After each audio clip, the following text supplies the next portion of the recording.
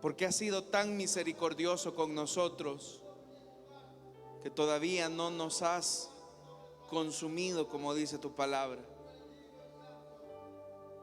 Perdónanos cuando no valoramos estos momentos en tu presencia. Señor amado, gracias, porque tú eres el que nos das el privilegio de estar delante de ti. Queremos pedirte, por favor, que prepares nuestro corazón para recibir tu palabra, que tu Espíritu Santo venga a nosotros y pueda edificarnos, y así todos poder ser instruidos, Señor, en Cristo Jesús. Amén y amén. Amén, hermanos. ¿Cuántos pueden dar un fuerte gloria a Dios? Amén, hermanos. Vamos a ponernos en pie y vamos a abrir la Biblia. Los días martes estamos estudiando el libro de Apocalipsis, y cada martes nos estamos acercando al final de este que se considera el último libro del Nuevo Testamento. Apocalipsis capítulo número 20. Vamos a leer a partir del versículo 7. Si lo tienen, dicen amén, hermanos. Apocalipsis capítulo número 20, versículo 7 en adelante. Cuando se cumplan los 1000 años, Satanás será librado de su prisión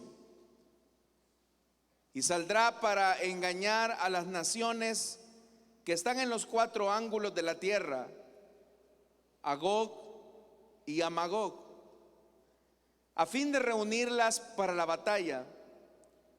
Su número será como el de las arenas del mar.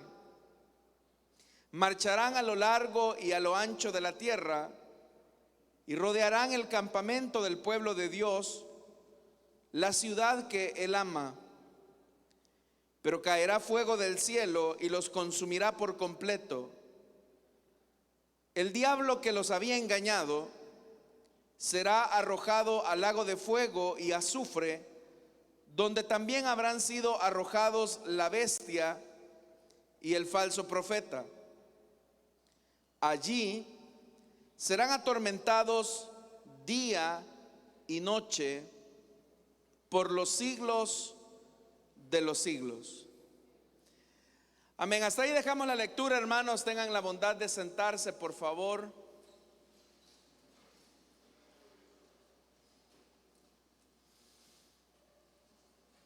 Hermanos, hemos leído estos 3 versículos que se colocan al final del periodo que se conoce como el reino milenial de Cristo. En realidad, hermanos, cuando estudiamos los versículos anteriores, usted se dio cuenta que lo que ocurrió fue una detención provisional hacia Satanás de parte del Señor, porque dice la Biblia que Satanás fue apresado durante un periodo de 1000 años. Al terminar ese periodo de 1000 años, que es lo que hemos leído en esta noche, comienza, hermanos y hermanas, un nuevo intento por parte de Satanás de engañar a las naciones de la tierra y luchar en contra del Cordero de Dios. La pregunta que uno tiene que hacerse es: ¿qué hace que Satanás se rebele en contra del Señor, sabiendo que su causa es perdida? Si usted ha venido siguiendo estos estudios, ya se habrá dado cuenta que desde el capítulo 13, hermanos, hasta este capítulo 20, todo lo que el diablo ha tenido han sido puras derrotas, puros fracasos, han sido tropiezos tras tropiezos, y no se ve, hermanos y hermanas, por ningún lado que Satanás tenga como un destello de una victoria. Él ha tratado la manera de simular que tiene el control. Él ha tratado la manera de hacerle creer a los hombres que bajo su poder todas las cosas son posibles. Y por eso es que en presencia de la primer bestia, el falso profeta, hacía grandes señales y milagros. Ahora que Satanás es detenido por un periodo de 1000 años, el reino milenial de Cristo tiene muchas características. Por ejemplo, es un reino donde la vida de los hombres se va a prolongar por mucho tiempo. Lo que para ahora, hermanos y hermanas, sería una expectativa de vida de 70, 80 años, en el reino milenial de Cristo las personas van a tener edades muy avanzadas, de mucha longevidad. Y no crea usted, hermanos, que van a ir envejeciendo en el ritmo acelerado como el que tenemos ahora. Es más, la Biblia dice específicamente en el profeta Isaías que cuando una persona alcance su primer siglo, en realidad apenas estaremos hablando ahí de un niño. Cuando a alguien se le pregunte, oiga, ¿y usted cuántos años tiene? 85. No, hombre, si usted es un niño todavía. Cosa que ahora usted sabe que no es así. Porque la expectativa de vida, dependiendo de cada país, es distinta. Usted sabe que en el mejor de los casos, hermano, la expectativa de vida de una persona puede oscilar entre en el caso, por ejemplo, de nuestro país, la expectativa de vida para los hombres es de 65 a 70 años. Y en el caso de las mujeres, de 70 a 75 en promedio. Pero todo eso va a cambiar en el milenio porque las enfermedades serán erradicadas. La muerte ya no tendrá señorío sobre las personas, a excepción de aquellos que pequen en el milenio. Porque en el milenio, recuerde que muchas personas que hayan sobrevivido a la gran tribulación van a seguir teniendo vidas normales. Ellos van a tener trabajos, van a tener familias, existirá la educación, existirá un gobierno político de un único soberano que es el Señor Jesús. Las democracias como las conocemos ahora dejarán de existir porque se comenzará a vivir en una teocracia, es decir, que el Señor Jesús será el rey de todo gobierno. Y la Biblia enseña que la iglesia gobernará juntamente con el Señor. Y dependiendo de la gracia que el Señor le haya asignado a su pueblo, a la iglesia, en esa misma medida el Señor le permitirá gobernar una parte de ese reino en representación de Cristo. Pero las personas, hermanos y hermanas, van a tener muchas bendiciones porque se acabará la injusticia, la desigualdad, la pobreza. Todas las personas van a tener un nivel de vida digno, lo que significa que las personas van a tener acceso a vivienda, acceso a alimentación. No le digo que acceso a salud, porque la salud está garantizada dentro del reino milenial de Cristo. Habrán cosas que van a dejar de existir, como los hospitales, las farmacias, la vigilancia, las funerarias, los cementerios, los desiertos. Todas esas cosas a las que estamos tan familiarizados nosotros, los seres humanos, dejarán de existir. Y la Biblia dice que nadie tendrá necesidad de enseñarle el camino del Señor, porque el Señor continuamente, hermanos, estará revelando su justicia. ¿Qué ocurrirá con aquellas personas que pequen en el reino milenial de Cristo? El profeta Isaías señala que el que haga alguna acción de pecado será desarraigado, cortado completamente de ese reino perfecto. Y por eso, hermanos y hermanas, es que este será un reino justo. Solo el hecho que la presencia de Satanás ya no esté de manera permanente en medio de los hombres y que sus fuerzas demoníacas no estén incitando a la humanidad a rebelarse en contra de Dios, eso va a marcar una profunda diferencia. Pero acá, hermanos y hermanas, es donde también tenemos que preguntarnos qué va a pasar con Satanás, que la Biblia dice que ha sido arrojado al abismo. Es decir, que durante ese tiempo va a tener, hermanos y hermanas, la oportunidad de pensar por 1000 años qué va a ocurrir en su naturaleza. ¿Será que Satanás va a reflexionar, va a meditar por algún momento en decir cuánto daño le he causado a los seres humanos? ¿Cómo me he opuesto a los planes de Dios? ¿Cómo es que he causado guerras, muertes, enfermedades, divisiones, rebeliones? Y todo ha sido un rotundo fracaso. ¿Por qué seguirlo intentando? ¿Por qué seguir en esta vida de maldad? La idea, hermanos, de que una persona purgue una pena en prisión es precisamente para eso, para que las personas reflexionen en su mal andar. Cuando una persona tiene que pagar la penalidad de la prisión, es para que la persona reflexione en el daño que le ha ocasionado a la sociedad, a las personas, y dependiendo del delito, así se estipula la pena.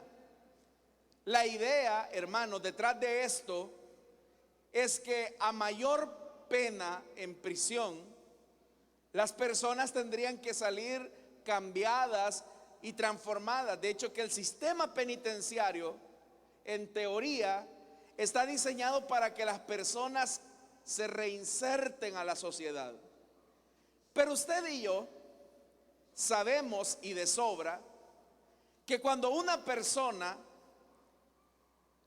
purga una pena, resulta ser que salen muchos de ellos en libertad y salen a delinquir, siguen haciendo lo malo. Gente que ha pasado condenas o está pagando condenas de 10, 15, 20 años. Cuando salen, salen a delinquir, muchos de ellos, no digo que todos, pero muchos de ellos salen a delinquir. ¿Que acaso el propósito de encerrarlos, hermanos y hermanas, no es para que ellos reflexionaran en el daño que han hecho? Obviamente que la experiencia nos dice a nosotros que esa gente, cuando viene a salir, no digo que todos, pero sí la mayoría, salen más endiablados de como entraron. Y por eso es que algunos han llegado a decir que las prisiones son las universidades del delito, porque una persona que entró por una causa termina saliendo a delinquir y a hacer cosas peores de las que hizo. Y repito, no es en todos los casos, pero sí en un buen porcentaje.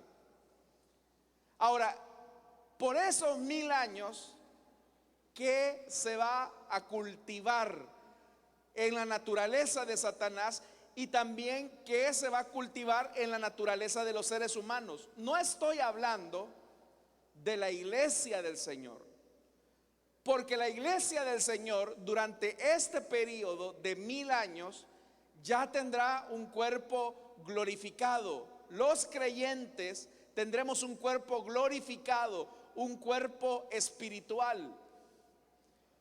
Ese cuerpo ya no sentirá inclinaciones al pecado. ese cuerpo amará la justicia, esa naturaleza amará la santidad, amará lo recto. Esa es la transformación y la salvación plena que se ha ofrecido a la iglesia. Pero el reino milenial de Cristo es un trato de Dios con Israel. Es un trato de Dios con Israel. Entonces la pregunta sería, ¿cómo será la naturaleza de los hombres que no son parte de la iglesia? Es decir, de aquellos que han sobrevivido a la gran tribulación. Porque cuando uno piensa en el período que se conoce como de gran tribulación, uno piensa, hermanos, que prácticamente la humanidad se extingue. Pero eso no es así. Muchas personas van a sobrevivir a ese periodo. Muchas personas van a experimentar el reino milenial de Cristo. Muchas personas que habrán dado su vida durante ese periodo van a tener, hermanos y hermanas, una vida normal, libre de pecado, libre de tentaciones, libre de las acechanzas del diablo, recibiendo todos los beneficios de Dios, su justicia, su provisión, la igualdad, un mundo totalmente restaurado. Pero vea lo que dice el versículo 7, que fue con el que comenzamos la lectura esta noche. Cuando se cumplan los 1000 años, Satanás será librado de su prisión. ¿A qué va a salir Satanás cuando salga de su prisión? Porque ha pasado por 1000 años detenido. Vea lo primero que él va a hacer. Versículo 8. Y saldrá para engañar a las naciones que están en los 4 ángulos de la tierra, a Gog y a Magog. ¿Cómo es posible eso? Si la razón por la cual lo detuvieron por 1000 años es porque él es un padre de mentira. Su mentira ha provocado la muerte de los seres humanos. Su mentira provocó la rebelión de los seres angelicales. Y ahora resulta que no pierde tiempo. Sale a engañar, sale a mentir. Acá entonces es a quienes engaña. No va a engañar a la iglesia del Señor, porque ya le dije, la iglesia del Señor, el cuerpo de Cristo, ya seremos glorificados completamente y estaremos juntamente con el Señor, como dice la primera carta de Tesalonicenses. Entonces, ¿a quiénes sale a engañar Satanás? Ahí lo dice: a las naciones que están en los 4 ángulos de la tierra. Y se menciona a Gog y a Magog. Gog y Magog son nombres simbólicos que expresan lugares de la tierra. Esto, hermanos y hermanas, aparece en el libro del profeta Ezequiel. Si usted lee los capítulos 37, 38 y 39, usted va a encontrar una mención de esto. Pero acá en el libro de Apocalipsis hay una referencia de tipo simbólico. Pero Satanás, hermanos y hermanas, no ha cambiado su naturaleza. Él sigue mintiendo. Y la misma estrategia que ha ocupado desde siempre es la que seguirá usando al final. Uno diría, bueno, pero ¿acaso que no fue esa estrategia la que le causó fracasos a él? ¿Acaso no fue la mentira la que lo condujo a ser detenido por 1000 años? Pero Satanás, si de algo podemos aprender del diablo, es que él es una persona persistente. Él es muy persistente. Él es necio. Es un necio persistente. Sale a engañar a las personas. Pero ¿qué es lo que les dice? ¿Qué es lo que les dice a estas personas que viven bajo el reino milenial de Cristo, bajo el reino perfecto de Cristo, que durante 1000 años han recibido beneficios. No hay pobreza, no hay hambre, no hay enfermedad, no hay muerte, no hay violencia, hay riqueza abundante, se acabó el hambre. ¿Qué es lo que le sale a decir a estas personas que no son parte de la iglesia? Lo que Satanás va a hacer, y en lo que él es especialista, es en provocar una rebelión en el hombre. ¿Cómo se produce esa rebelión? Esa rebelión se produce cuando Satanás comienza a hacer las comparaciones. Oigan, ¿y ustedes por qué no pueden tener ese cuerpo glorificado que tienen aquellos que están en Jerusalén?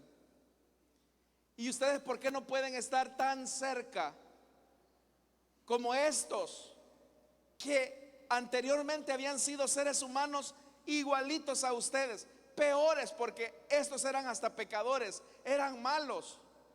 Pero ahora el Señor les ha quitado esa mala naturaleza. ¿Por qué el Señor no hace lo mismo con ustedes?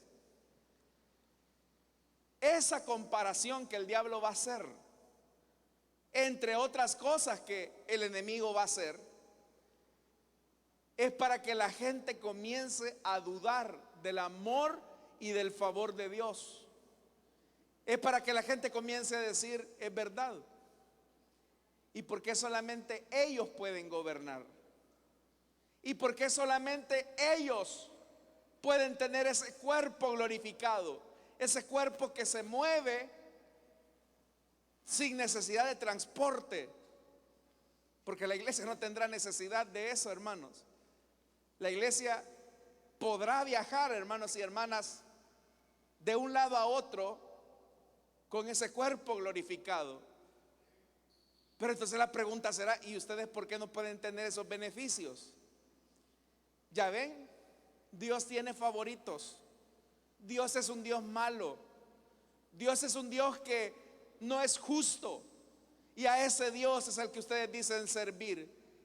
Y es más, Dios es tan malo que no les da privilegios que deberían de tener ustedes. ¿Qué mal han hecho ustedes? Y póngale, por ejemplo, una persona que tenga 400 años, es decir, que nació en el reino milenial de Cristo. Ese niño o ese muchacho o esa persona de 400 años, él no supo lo que nosotros estamos viviendo. Él no vio el planeta en la descomposición en la que nosotros lo hemos visto. Él no supo que era la guerra, él no supo que era la muerte, él no supo, hermanos y hermanas, lo que era la enfermedad. Él no lo supo, porque era un reino, es un reino perfecto.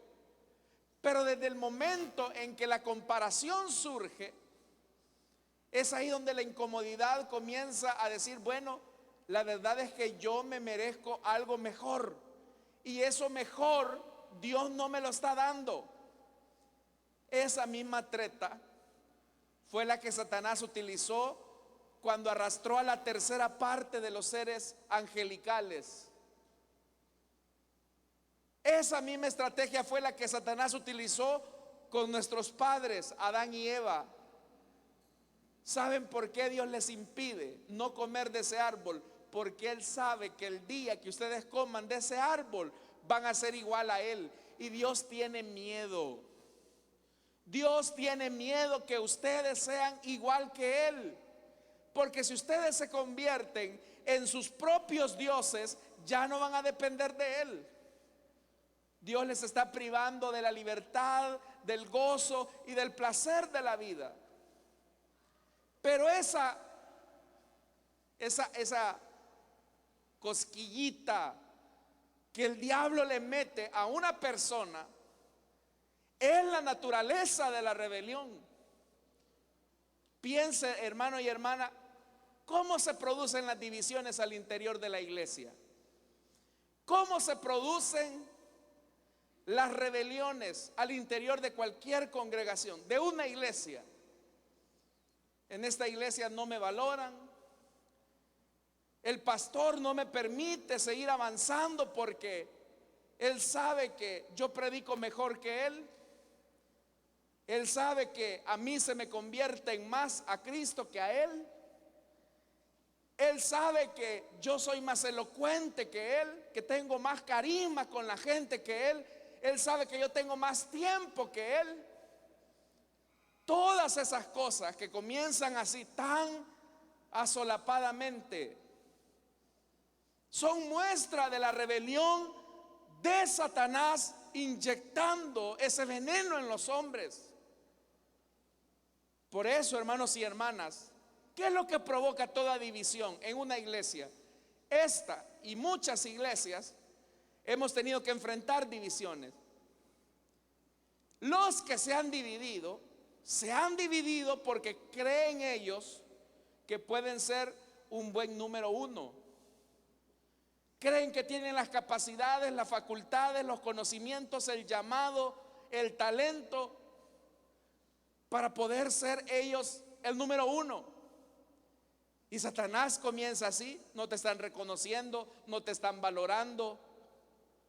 Tú tendrías más éxito que tus autoridades de la iglesia. ¿Por qué no abres tú tu propia congregación? Pero detrás de eso, la intención del diablo es de dividir. Toda rebelión busca la división. Si algo tenemos que entender es que Dios es la fuente de toda autoridad. Dios es el soberano. Dicen amén a eso, hermanos. Él es todopoderoso. Pero ese Dios todopoderoso ha colocado autoridades. Esas autoridades son terrenales, como los gobiernos, y esas autoridades también son eclesiales dentro de una iglesia. Entonces, ¿qué ocurre cuando una persona se rebela? Pensemos en otro ejemplo. En Coré, Datán y Abiram. Aquellos tres que dijeron: bueno, ¿y por qué solo Moisés tiene que hablar con Dios? ¿Que acaso no todos somos una nación de sacerdotes? Pues, ¿por qué es que solo Moisés tiene que recibir las revelaciones? ¿Por qué nosotros no podemos ser líderes? Y dice la Biblia, hermanos y hermanas, que Dios rapidito se encendió en cólera. En una cólera santa, en una ira santa. Y usted conoce la historia. Se iba a ofrecer incienso. Y en esa muestra, hermanos y hermanas, de ofrecer incienso, pero ahora con los hijos de Aarón, por ejemplo, el Señor los mató a ellos porque ofrecieron un incienso que Dios les había pedido. Pero en el caso de Coré, Datán y Abiram, ellos comenzaron a rebelarse en contra de Moisés y comenzaron a decir: bueno, ¿y por qué solo Moisés, pues? ¿Y por qué solo lo que Moisés dice tenemos que hacer? Y en el momento, hermanos, el castigo llegó a la comunidad israelita. Y usted sabe qué fue lo que pasó. El Señor se los tragó vivos.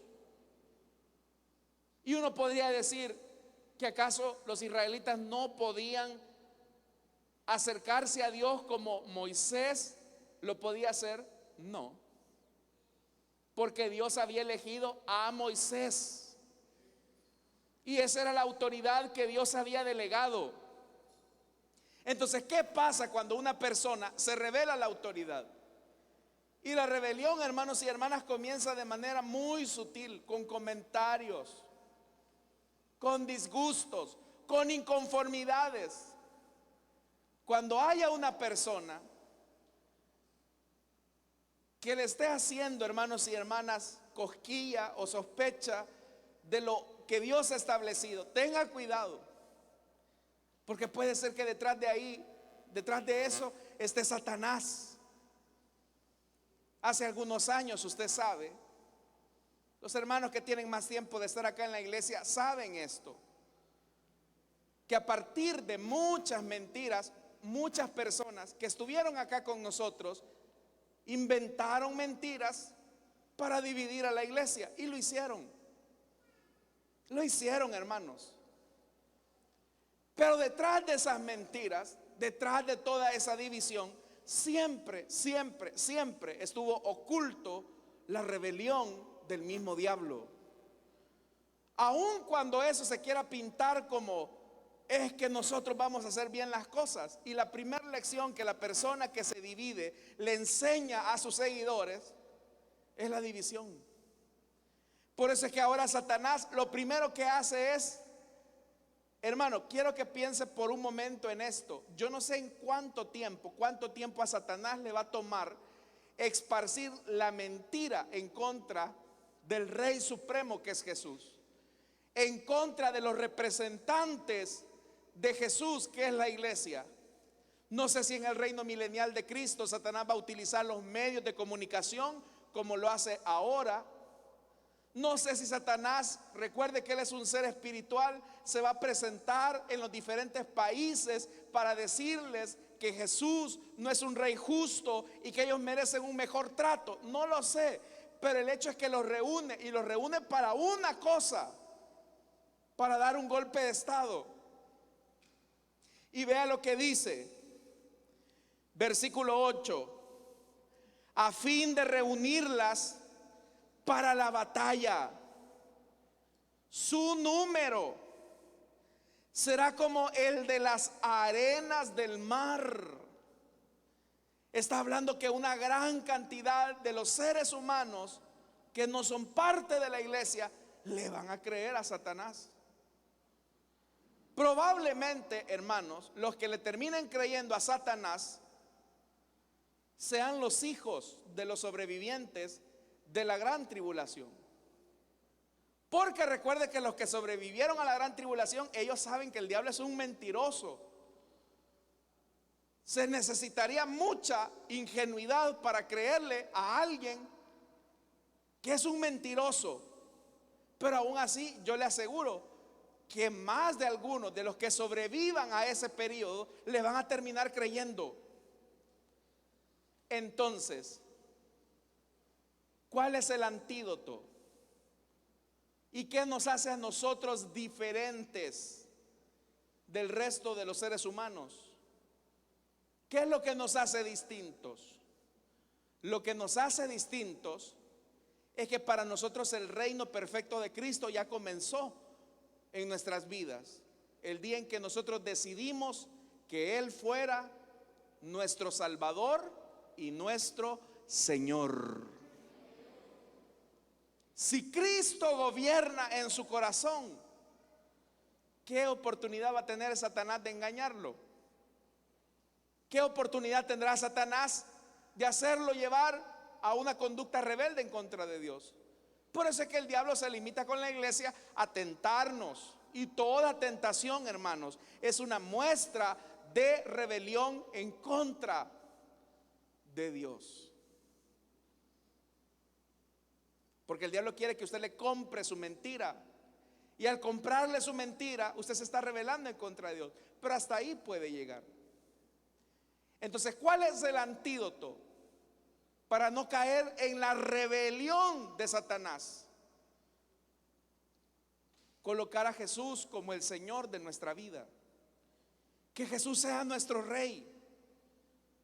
¿Quién es aquel que ha hecho de Jesús su Señor? Aquel que hace su voluntad. ¿Quiénes son mis discípulos?, dijo Jesús. Aquellos que guardan mis mandamientos y hacen mi voluntad. Pero cuando usted quiere vivir la vida a su manera, Jesús no es su Señor. Por eso es que hay gente, hermanos, que ante las verdades bíblicas dicen: no, mira, hermano, yo sé que la Biblia dice que yo tengo que hacer esto, pero yo no lo hago. A mí, mire, dígame cualquier cosa, pero yo eso sí no lo hago. Como por ejemplo perdonar al que nos ofende. Como por ejemplo, hermanos y hermanas, estar en paz con todos en lo que dependa de nosotros. Como por ejemplo el soportar el agravio. El cristiano nacido de nuevo, el que le ha rendido su voluntad al señorío de Cristo, él lo puede hacer.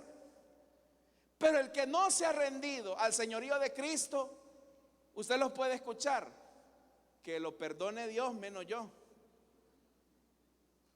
O usted los puede escuchar diciendo frases como: es que si yo no fuera cristiano, yo a este ya le bajo los dientes. Ese no ha hecho de Jesús su Señor. Ese está engañado dentro de una iglesia.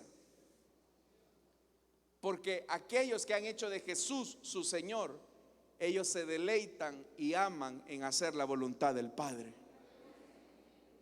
Y eso es lo que se necesita. Entonces vea, engañan a estas personas a quienes Dios les ha hecho bienes. Engañan a estas personas. Y aquí nuevamente, hermanos y hermanas, marchan. Dice el verso 9: marcharán a lo largo y a lo ancho de la tierra. Otra vez. Y rodearán el campo. Oiga lo que dice. ¿Qué van a rodear? El campamento del pueblo de Dios, es decir, a la iglesia. Van a rodear a la iglesia otra vez. Van a rodear a la iglesia para atacarla. Porque el objeto del odio de Satanás es usted y soy yo. Fíjese, hermanos y hermanas, hay gente que tiene tanto veneno y tanta ponzoña en su corazón que cuando hablan esperan que la otra persona que les escucha se beba su propio veneno. Lo que decimos popularmente: sudar calentura ajena. Sudar calentura ajena. Satanás está haciendo eso. Si es que Satanás odia a la iglesia, Satanás nos odia. Pero en su odio, él lo que está haciendo es que las naciones de la tierra que han recibido los beneficios de Dios comiencen a sudar su calentura. Detesten a la iglesia, y por eso es que la rodean para atacarla. Pero mire lo que Dios va a hacer, hermanos y hermanas. Mire lo que dice el versículo 9: rodearán el campamento del pueblo de Dios. La iglesia le pertenece ¿a quién? A Dios. Segundo, la ciudad que Él ama. Somos el pueblo de Dios porque Él nos ama. Él nos ama. Y nos ama, hermanos y hermanas, con un amor que supera todo nuestro entendimiento. Y vea lo que Dios va a hacer. Es decir, se acercan a la esposa del Cordero para quererla matar, para quererla destruir. Pero mire lo que va a ocurrir. Dios no va a permitir que le toquen ni un cabello a la esposa del Cordero. Dice el verso 10: pero caerá fuego del cielo y los consumirá por completo. Porque Dios, hermanos y hermanas, ama a su pueblo que Él compró con su propia sangre. Amén. Él ama a su pueblo. Por eso, todo lo que el diablo quiera hacer en su contra, todo lo que la gente quiera hacer en su contra, hermano, ay, hermano, qué barbaridad con esta gente. No saben que se están metiendo con el Dios vivo y verdadero. Puede ser que ahora, hermanos, de usted se burlen. Puede ser que ahora de usted digan cosas, pero todo eso se va guardando. Y llegará un momento, hermanos, en que el Señor hará justicia. Por eso dice el versículo 10: el diablo, hoy sí, aquí viene ya el fin. El diablo que los había engañado será arrojado al lago de fuego y azufre, donde también habrán sido arrojados la bestia y el falso profeta. Hay gente que piensa que Satanás vive en el infierno. Si Satanás no quiere ir ahí. Satanás no piensa que está con un tridente en el infierno, sentado en un trono. No, él no quiere ir ahí. Pero ¿qué es el infierno? ¿Qué es el infierno? Es verdad, hermanos, que la Biblia lo representa como un lugar donde arde con fuego y azufre. Pero a fuerza de ser sinceros, más que eso, el infierno es el único lugar. No sabemos dónde está ubicado, en qué realidad, en qué dimensión está ubicado. Pero el infierno es el único lugar donde Dios no está. Es el único lugar donde Dios no está. ¿Y por qué es el único lugar donde Dios no está? Porque todos los que van a ir a parar ahí le dijeron al Señor: yo no quiero tu señorío. Yo quiero hacer mi propia voluntad en mi vida. Yo sé cómo llevar las cosas. A mí nadie me va a decir nada. Yo no soy una oveja tonta. Yo no soy un borrego como esos. Viene el Señor y dice: bueno, esa es tu elección. Tú has elegido ver.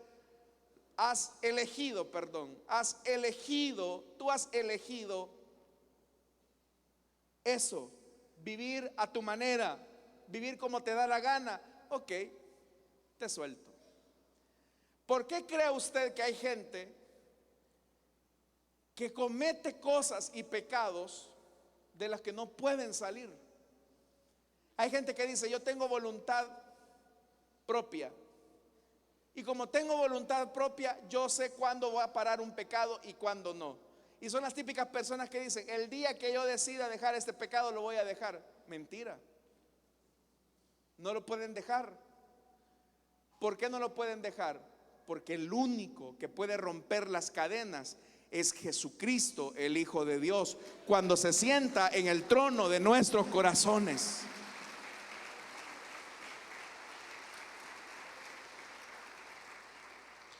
Y dice el versículo 10 en la parte final: allí serán atormentados día y noche por los siglos de los siglos. Ahí van a ser atormentados. Y lo que vamos a ver, hermanos y hermanas, la próxima semana, es que a todos estos que el Señor acaba de aniquilar con fuego del cielo, el Señor los va a resucitar, pero para enviarlos ahí a la condenación eterna. Entonces, la pregunta aquí final ¿es Jesús el Señor de tu vida? No te estoy preguntando si Jesús es tu Salvador, porque los seres humanos no tienen mucho problema en disfrutar de Jesús como Salvador. La gente tiene problema con el señorío de Cristo. Mira, hermano, la gente quiere recibir sanidad de Dios, quiere recibir provisión de Dios. La gente quiere que Dios les resuelva sus problemas. La gente quiere que Dios les consiga novio. La gente quiere que Dios les dé carro. La gente no tiene problemas con esas cosas. Todo lo que venga de ti, yo lo deseo. Ok, quieres los derechos, los beneficios de ser hijo de Dios, pero no quieres comprometerte con el Señor.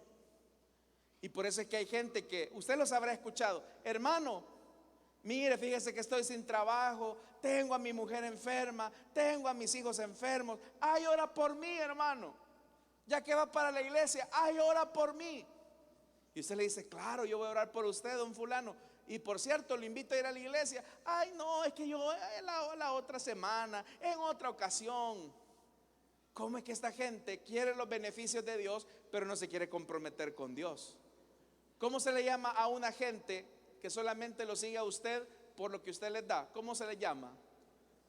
Interesados. Dios no quiere gente interesada, hermano. Dios quiere gente que ha rendido su voluntad por completo al señorío de Cristo. Esos son el pueblo amado del Señor. Dios tiene compromiso con los que han tenido compromiso con Él. Dios tiene compromiso solamente con aquellos que se han comprometido en serio con Él. No con aquellos cristianos de temporada, no con aquellos cristianos desteñidos, no, solo con aquellos que tienen compromiso con Él. Por eso es que Dios dice en el Nuevo Testamento que el Señor nos anhela. ¿Y cómo nos anhela? Celosamente. A Dios no le podemos dar una parte de nuestra vida. O le damos todo o no le damos nada.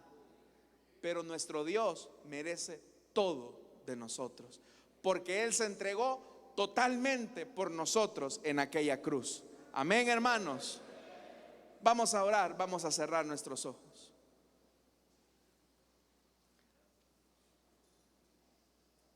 El pueblo de Dios, su pueblo amado, son los que tienen compromiso con Él. Esta noche, hermanos, hemos leído de este pasaje de Apocalipsis una verdad importante. Y es que la naturaleza de la rebelión y de los hombres es algo que ocurre cuando solamente estamos con el Señor por los puros beneficios. Pero Dios no desea que estemos con Él por los beneficios solamente, sino que el Señor desea que estemos con Él por lo que Él es. Esta noche quiero hacer una invitación rápidamente. Si hubiera alguna persona que desea entregarle su vida a Cristo o desea reconciliarse, póngase en pie en el lugar donde está. Si hubiera alguna persona que desea, Dios le bendiga, pase al frente, caballero, queremos orar por usted. ¿Hay alguien más que quiera entregarle su vida a Cristo o que quiera reconciliarse? Póngase en pie, vamos a orar, así como lo hace este caballero. ¿Hay alguien más que quiera entregarle su vida a Cristo? Sé que hay personas que están batallando en sus sillas porque saben que no tienen un compromiso sincero con el Señor. No podemos vivir, hermanos, una vida doble, porque Dios nos conoce. ¿Hay alguien más que quiere entregarle su vida a Cristo o desea reconciliarse? Póngase en pie. Cierro esta invitación en este momento. Pero ¿sabe por qué los hombres llegarán a ese punto de ser engañados nuevamente? Porque solamente amaron al Señor por lo que les dio.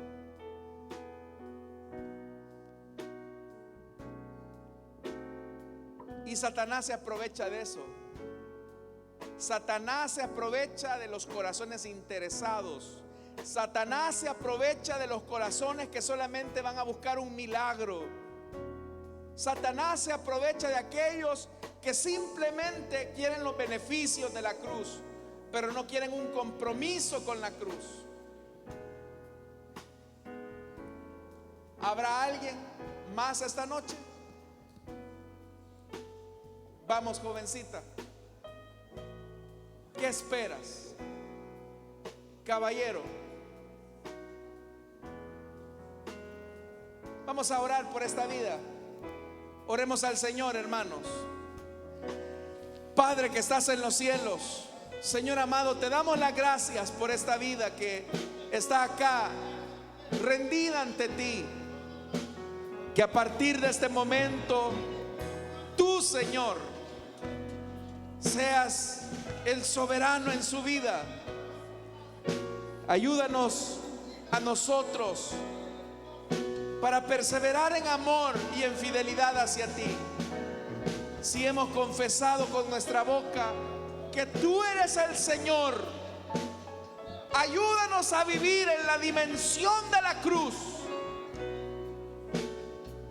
y así permanecer fieles hasta el día de Jesucristo.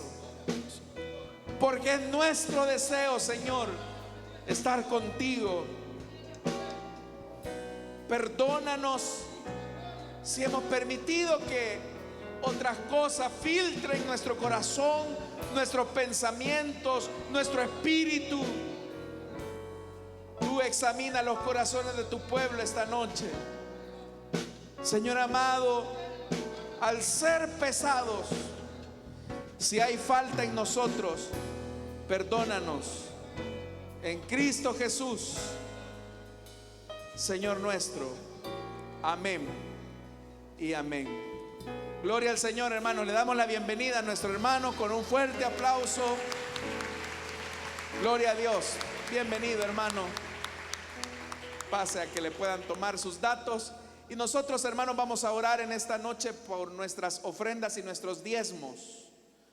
Recuerden, hermanos y hermanas, que todo lo que el Señor nos da